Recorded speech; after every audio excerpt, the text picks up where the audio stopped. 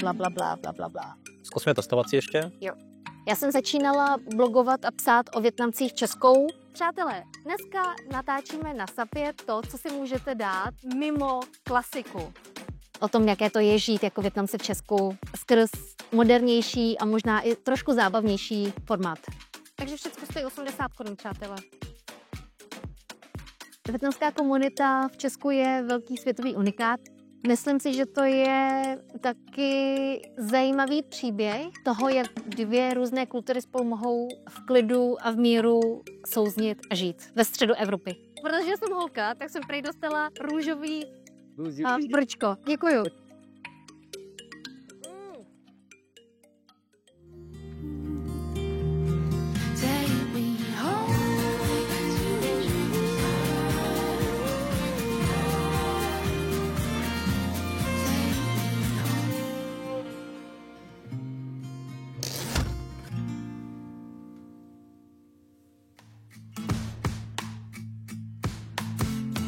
Když jsem se narodil, tak se moji rodiče rozhodli odstěhovat do České republiky, konkrétně jako do Plzně, nejen za prací, ale i za přáteli.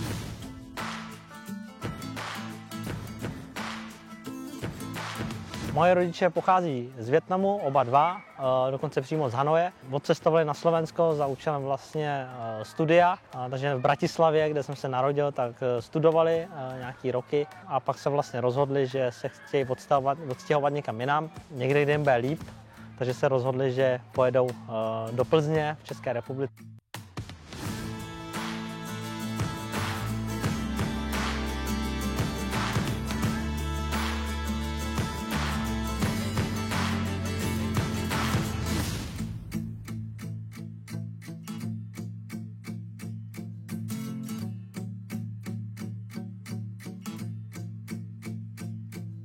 We have the animals which are very easy to take your picture of, but then you have the animals like penguins. They have their own head and they're just stubborn. She went to sleep.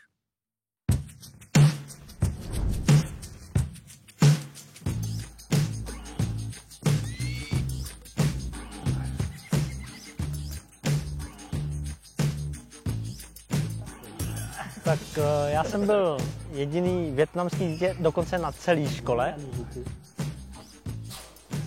Pamatuju si, že hned v první třídě se mě ujala skupina páťáků.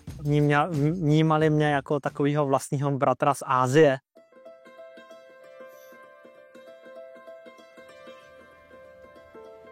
Já mám to štěstí, fakt mám to obrovské štěstí, že vždycky jsem narazil na ty správní lidi a doteď mám úžasný kamarády.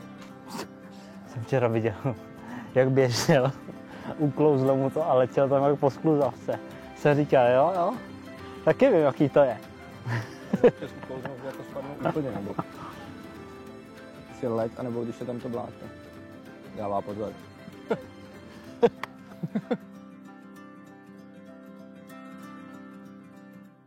Tak to je hezký. Krásný šátek. Děkuju. To je můj oblíbený. To nosím furt. Děkuju.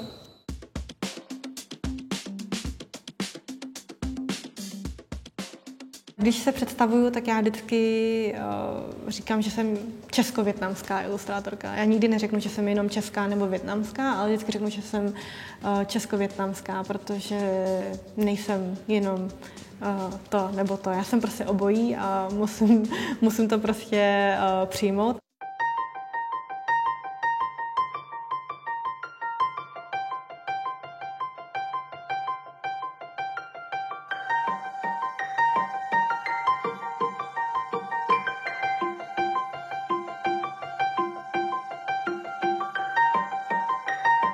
Protože ve Vietnamu moji rodiče vlastně nic neměli, oni se vzali ve Vietnamu, ale neměli peníze, takže museli emigrovat sem za lepším životem. Práce tady byla vždycky, je taková stereotypická, všichni ví v Česku, že tady Vietnamci pracují buď v potravinách nebo na tržišti.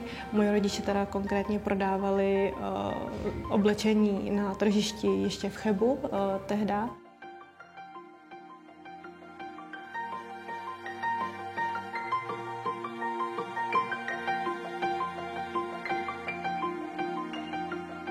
Takže k umění prostě mám blízko už od malička. To prostě přišlo nějakým způsobem samo. Já jsem vždycky kreslila, dávala jsem to na sociální sítě a potom si mě jeden podnik všiml a objednali si ode mě první vlastně zakázku. Byly to 3 malby do jejich podniku. Na vždycky první natáčení s nima půjdete i jako osobně, ale potom do budoucna by to mohlo fakt fungovat, že vlastně oni dostanou už zadání, už víme, jak to udělají tu práci a už tam můžou jít klidně sami. Teď vlastně s manželem máme ještě marketingovou agenturu, kde já pracuji jako full time. Teď je nás ve firmě asi 17, myslím. Potom jako freelance tak dělám umění.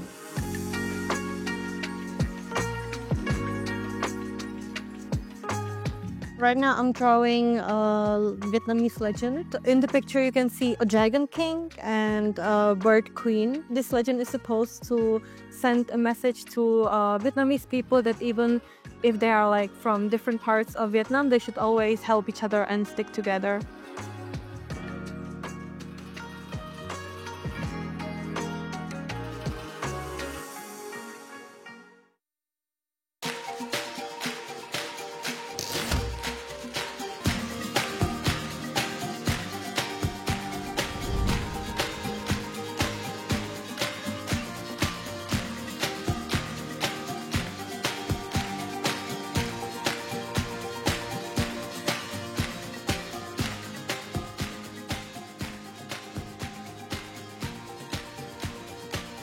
No, tak já vás znovu ještě vítám na Sapatripu a určitě jakoby kolegyně vám předá zajímavé informace, já to budu asi nějakým způsobem jenom doplňovat.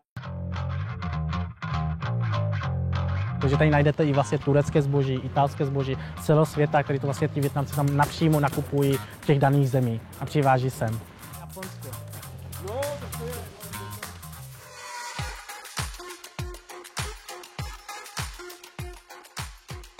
Obchodní areál Sapa vlastně je původní masokombinát. Vlastně v Československu a po revoluci tady fungoval masokombinát, který vlastně ale potom vlastně zavřel a pronajal ten pozemek areál vietnamským podnikatelům kolem roku 96-97, kdy vlastně tady vznikaly různý obchodní centra, velkoobchodní, a Sapa se stala jedním z nich. Postupem času to dal název Sapa.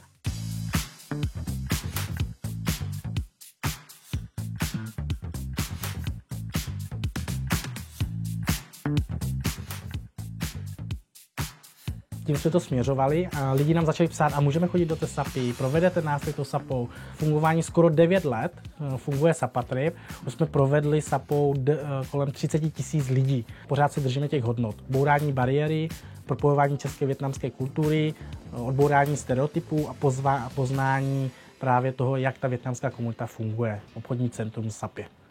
Ano, to jsou divoké rostoucí čaj. Představte si, že vlastně jak v Evropě fungují vína, že vlastně máte vína, co pijete každý den, vína, co prostě jsou na svátky, a vína, které jsou hodně drahý, investiční a další věci, tak v Asii, Čína, Japonsko, Korea, Vietnam má to podobný s čajema. Že vlastně máte čaje, které pijete každý den, to jsou ty klasické, říkají se to ty keře, jak znáte z těch plantáží, a pak jsou čaje, které jdete víc do hor. Ze začátku to bylo jenom obchodní centrum, takže vlastně i čeští podnikatelé, vlastně nejdřív to bylo jako networking business obchodní. A postupem času to gastronomické spojovalo, že vlastně česká komunita v Sapě se začala zajímat o vietnamské jídlo, který pomohl té integraci, a aspoň měl čas, přispěl mediálním ukázkou toho, že tady vlastně jsou normální lidi a můžete je poznat.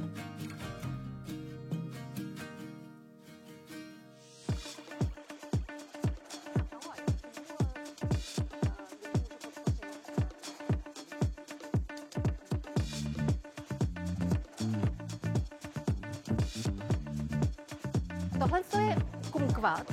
Quat.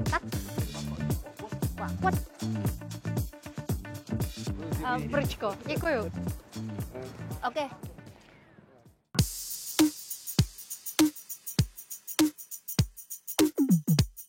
Já jsem začínala blogovat a psát o Vietnamcích v Česku, protože jsem měla moc ráda vyprávěním, ale v současné době jsem se díky právě těm mladým Vietnamcům potkala s kreativci, kteří točí videa, mluví o vietnamské generaci na sociální sítě, takže jsme spojili síly a tvoříme spolu na Instagram, na sociální sítě a vyprávíme o tom, jaké to je žít jako Vietnamci v Česku. Přátelé, pojďte se podívat do Quê Hương a my si jdeme dát bánh xèo. Což je zajímavé, že tady mají jako hodně specifické jídlo. Dobrý den. Dobrý den. Dobrý den. Dobrý den. Jo.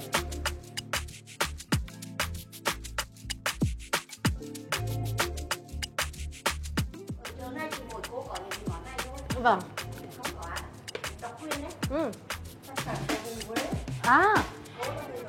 Kvalita z Hue, protože tetičky jsou z Hue, což je bývalé císařské hlavní město Vietnamu a je ve středním Vietnamu. Proto jim tak těžce rozumím. Byli jste někdy v Hue? Napište v komentářů. Řetkvičky. Teďka se trošku i stydím. Prostě je to zelenina.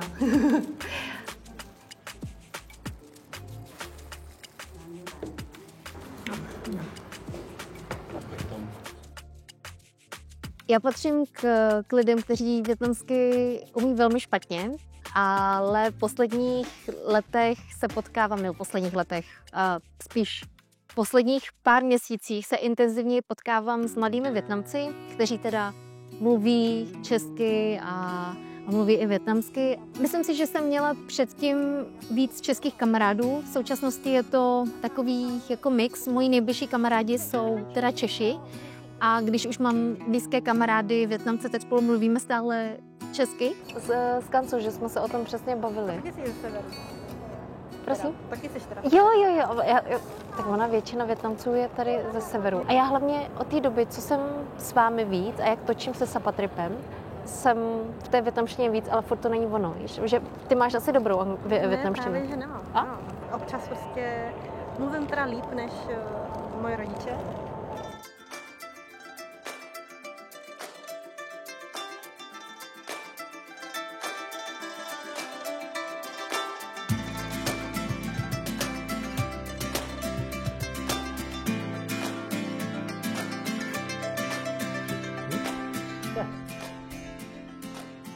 Mluvím vietnamsky ne úplně perfektně, řekl bych, že někdy trošku i lámaně, ale naštěstí dorozumím se, mluvím především doma s rodiči nebo s jejich přáteli.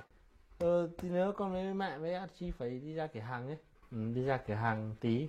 Buổi sáng là mưa xong nó ở ngoài chơi. Ngoài chơi. Cả ngày nó ngoài chơi á? Không, vừa lúc trưa là vào trong nhà. Rodiče se adoptovali poměrně dobře, táta češtinou vládne, takže chodil dokonce i tlumočit. Myslím, že adaptace jako na život v Čechách nebyl vůbec žádný problém, vzhledem k tomu, že už věděli, jaký to je žít v Evropě vlastně z Bratislavy. Tady jdeš do obchodu, jo? Tady, pojď do mě, tam. Tady.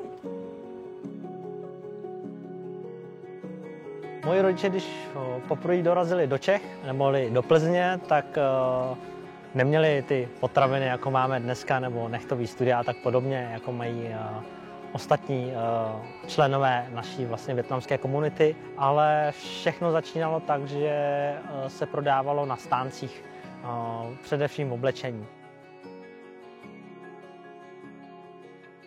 Tak když jsem byl malý, tak jsem pomáhal rodičům hodně v obchodě, když to šlo. Já si myslím, že my jako Aziati nebo Vietnamci jsme zvyklí rodičům pomáhat už od malička. Přece jenom to k tomu asi nějak jako patří a čím starší jsme, tím více rodičům snažíme ulehčit jako život, protože přece jenom obětovali pro nás všechno, abychom my mohli dělat vlastně tu naši vysněnou práci. Archie, mệt à? Thở kinh nhé.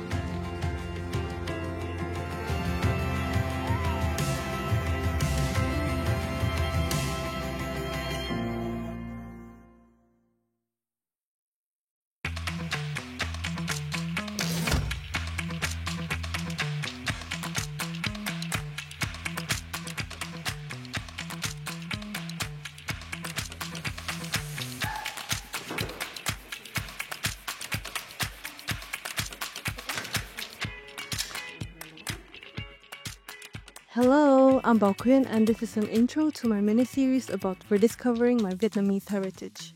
And this will be the title of my mini-series called The Mullard. A díky vlastně tomu, že jsem chodila do školy a musela jsem mít nějaký projekt v rámci masteru, tak tam ještě víc jsem se ponořila vlastně do toho znovu objevování těch mých kořenů a pochopení toho, jaké tam máme ty svátky a tradice. So the mullard is essentially a hybrid between Muscovy birds and white Pekins. The word mullard is perfect to describe people like me. Someone who is living in a country different from his or her cultural background. Takže jsem se rozhodla ten projekt nejdřív převést do digitálu a šířit ty vědomosti a ty takový ty fun facts přes Instagram a přes videa na Instagramu. My Czech Vietnamese wedding, part 1. A traditional Vietnamese wedding has 3 steps. Myslím si, že feedback na projekt Mullard je zatím moc pozitivní a nejvíc mě těší, že vlastně ta odezva nepřichází jenom z České republiky, ale i Vietnamci třeba z Ameriky mi píšou, že se jim to moc líbí a že je zajímá, co bude dál a co dál já natočím a vytvořím. Takže si myslím, že to má fakt potenciál a že by to mohlo hezky pomoct vlastně další generaci tady, co žije, aby se vzdělávali víc o té své kultuře. So thank you for watching and see you next time. Bye. Skvěle, jako jestli chceš na to ještě podívat. Za mě je to fajn, ne? Třeba moc krát. Jo, tak je dobrý. Tak jo, děkuju. Děkuju.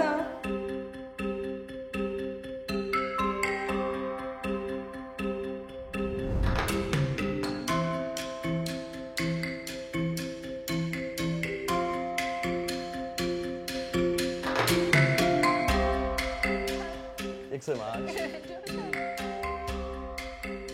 Blog píšu nějakých 16 let a minulý rok jsem se rozhodla, že konečně zafinišuju a udělám se takový životní projekt, takže jsem se rozhodla se napsat knihu a bude to sbírka fejetonů, esejí o Vietnamcích žijících v Česku a doufám, že to bude kniha, kterou, když si lidi přečtou, tak se něco dozvědí, zároveň se pobaví a zároveň se řeknou, aha, tak proto ty věci fungují tak, jak fungují.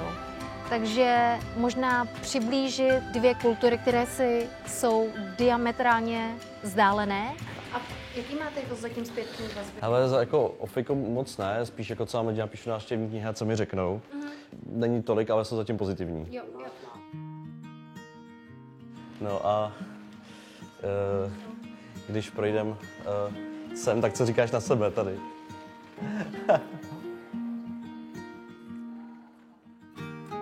Once I had this boy approach me and he said that he really appreciated that he saw someone Asian on a screen in the Czech media and it helped him realize that he doesn't have to follow what is expected of him. So if it helps people, I'm even happier. Pamatuju si, že mě rodiče dali do české rodiny na hlídání. To jsem hodně probrečela, protože jsem nechtěla žít v cizí rodině. Já si myslím, že rodiče pro nás chtěli to nejlepší, takže nás dali do české rodiny, abychom se naučili co nejrychleji česky. Naučila jsem se jíst hodně českého jídla, třeba studené párky, to mám moc ráda, nebo vařit úplně jako základní česká jídla. Pojďte se mnou na otvíračku Gardens v Davicích. Dobrý den. Malinová, těší Čau, těší mě, díky moc za pozvání. A myslím si, že mě Češi považují spíš za vlastního člověka, byť vypadám jinak, tak já jako nikdy neměla moc problém s tím, aby mě společnost přijali, protože umím jazyk a to je, myslím, velká výhoda, velké privilegium, které pomáhá prostě na každodenní úrovni.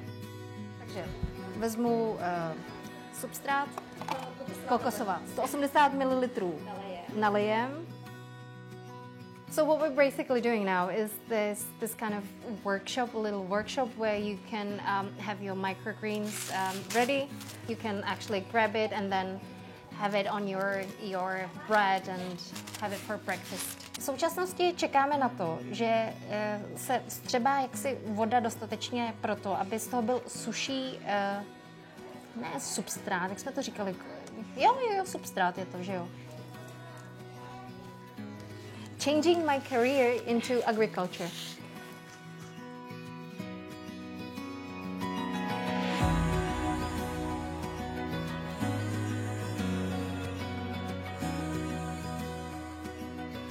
Já vždycky sedím na tom pomezí, že jsem mezi Vietnamci a mezi Čechy.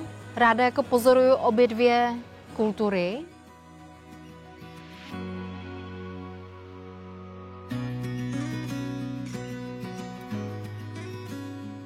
Moji rodiče jsou poměrně striktní v mnoha věcech. Samozřejmě říkali, že si musím najít skvělou práci, nejlíp by byl doktor, právník nebo bankér samozřejmě, a že si musím vzít nějakou jako slušnou ženu, takže je to takový klasický život prostě asijského kluka. Naštěstí jsou moji rodiče v lecčem benevolentnější a lecos, nebo nyní už chápou, proč mnoho věcí dělám tak, jak dělám, takže už mě spíš jako nechávají bejt, nejsou tak striktní a netlačí na pilu.